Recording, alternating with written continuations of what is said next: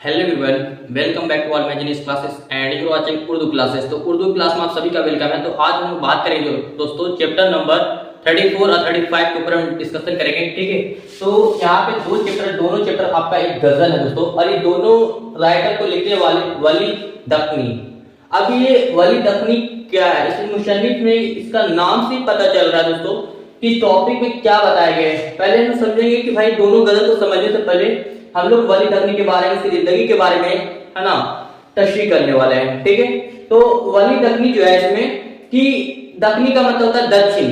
ये वली दखनी बहुत ही पुराने शायर हैं, मतलब प्राचीन काल के ये पुराने शायरों में से आते हैं, जो इनको बहुत लोग कम इनको मतलब कि उसकी पैदाइश और वफात के बारे में तशरीह किए हैं। बहुत पुराने थे, दक्षिण दिशा के थे, तो इन्हें दक्की जिसको बोलते हैं उर्दू में, और वो दखनी कहला गया। ठीक है, तो वली दखनी जो है ना, ये इसको बहुत मतलब कि इन्होंने ऐसा बहुत ही कदीम थे, और इन्होंने अपने शायरों में जो बयान किए हैं ना बहुत ही रोचक किए हैं, और उसके बारे में हम समझाएंगे दोस्तों। ठीक है, लेकिन ये क्या है कि जैसे हम लोग सा बोलते थे, सा को सू बोलते थे, वो ऐसे अल्फाजों में शायर क्या किया बयान किए हैं, तो उनके बारे में हम लोग डिस्कशन करेंगे। ठीक है, देखो वली दखनी जो है उर्दू के एक कदीम शायर हैं, मतलब कि बहुत पुराने शायर हैं, मतलब प्राचीन काल से थे।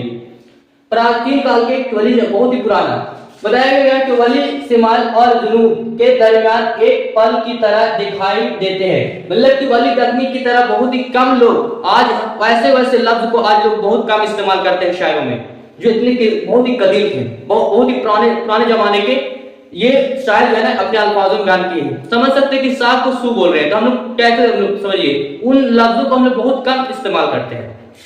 तो उर्दू के एक मशहूर बताया जाता है कदीम है और बहुत ही मशहूर शायरों में से थे, दक्षिण दिशा से। ठीक है, आप देखिए दोस्तों, ये तो बात है ये वाली और शिमाल और जुनूब की तरफ पूरे दरमियान और पल की तरह दिखाई देते हैं। मतलब जुनूब मतलब कि पश्चिम साइड की तरह दिखाया है, और ये दक्षिण, ये दोनों आपस में मिलते जुलते हैं, और ये बहुत ही उधर साइड में बहुत कम दिखाई देते थे। ये आपसी में दोनों तरीके से इनका बयान है ना बहुत ज्यादातर फेमस हुआ था वली दखनी का एक जमाने में। ठीक है, आप देखिए दोस्तों कि गुजराती यहाँ पे महकिन पूरा नाम जो है ना शाह वलीउल्लाह जाए पैदाइश अहमदाबाद। इनकी पैदाइश लोगों से कुछ पता चलता है, इनकी पैदाइश जो है वो जाए पैदाइश अहमदाबाद, यहाँ पे क्या अहमदाबाद बताते हैं। तालीम जो है शेख नूरुद्दीन के द्वारा हुआ था, तालीम जो इनके वफात 1707 ईस्वी में बताया।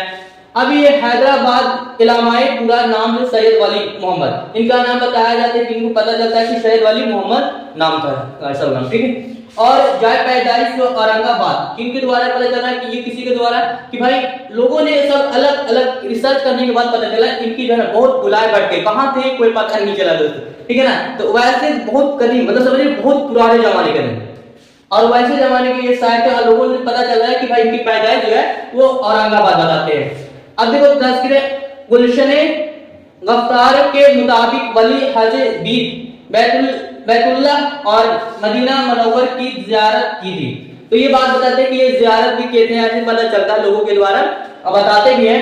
अब देखिए इनकी जो जुबानी जो थी दोस्तों वो दक्कनी जुबान थी, मतलब दक्षिण दिशा की दक्कनी, मतलब कि जुबानों में उनकी दक्षिण दिशा में बहुत ज्यादातर जोर शोर से इनका क्या चला था, ये शायद बहुत ज्यादातर फेमस चला, मशहूर हुआ। ठीक है, अब क्या है कि डायरेक्टर जमील जारबी वली 1720 तक जिंदा रहे। बताते हैं कितना 1720 तक जिंदा रहे।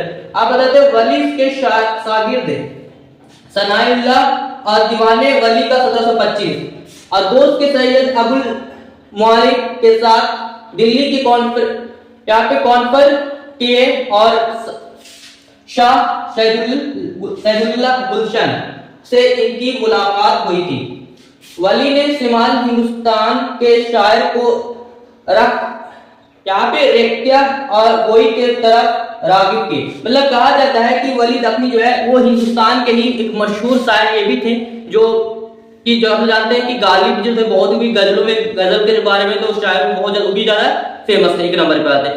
लेकिन बात तो ये भी है कि भाई ये जो वली दखनी है इनका भी बहुत पुराना है, इनका बहुत ही शायरी के बारे में भी, तो इतना बारे में समझ में आ गया। तो चलते हैं अब इसके टॉपिक के ऊपर। तो 34 नंबर में बताते हैं वली दखनी जो अपने महबूब मोहने के बारे में कि जो मेरे महबूब जो जब घर से कदम रखे तो लोग उसे एकत्रित होकर इकट्ठे होकर लोग उसे देखने लगे। उनकी नज़ारे इतनी खूबसूरत, उनके महबूब के बारे में इतना खूबसूरत था ताकि लोग जो भी देखें उसको आश्चर्यचकित हो जाते हैं, हैरान हो जाते हैं कि भाई इतना खूबसूरत कैसे हो सकता है। इतना खूबसूरत, समझिए कि ये इतना खूबसूरत है कि भाई जो जिसका दुख गम जो है ना उसे देखने पर है ना सब गायब हो जाता है। वो बोलते हैं वली दखनी, मतलब वली, समझ रही है बात को, वो वली दखनी के बेगम के बारे में। और जब बोलते कि अपने महबूब की जब घर से बाहर कदम रखे तो लोग उनकी निगाहें उसके चेहरों पर चले जाते हैं और उसे देख करके उनकी अंदर की जितने भी दुख दर्द होते हैं ना सब गायब हो जाते हैं।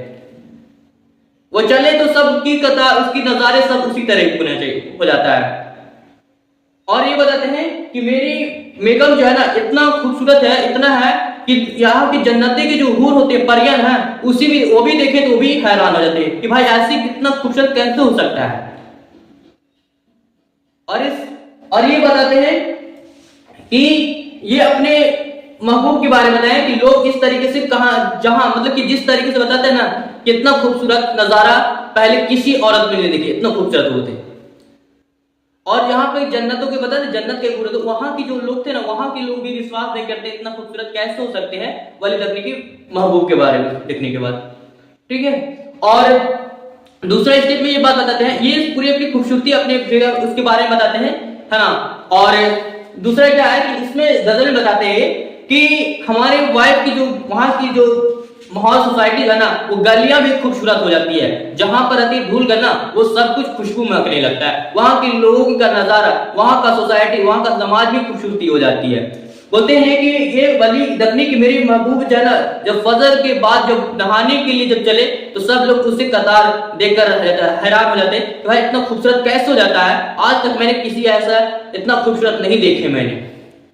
और जब ये बताते हैं वली दखनी कि अगर मेरे महबूब अगर जाकर के कहीं कुएं से अगर पानी निकालने जाए तो उस कुएं से निकाले जाते हैं पानी तो उनके चेहरे पर बोलते हैं ना लोग ऐसा समझ लेते हैं कि भाई जो एक नाग नागिन कैसे होते हैं, नाग नागिन, उसके तरीके की ये नाग नागिन के रूप में इतनी खूबसूरती, इतना लोगों को विश्वास नहीं हो सकता है। वहां की गलियां, वहां की नजारे, वहां के बारे में अपने गलियों के बारे में, कि आप गली नहीं जाते, वहां पे अपनी बेगम के बारे में, अपने बेगम के जो रहते हैं ना वहां की माहौल, वहां की सोसाइटी, पूरी नजारे, खूबसूरती सब एकदम हैरान हो जाते हैं। वहां के लोग देखने में लोगों को मोहब्बत ही बढ़ जाती है भाई, ऐसे बोलते हैं वो वली दखनी अपने महबूब के बारे में बात करते हैं।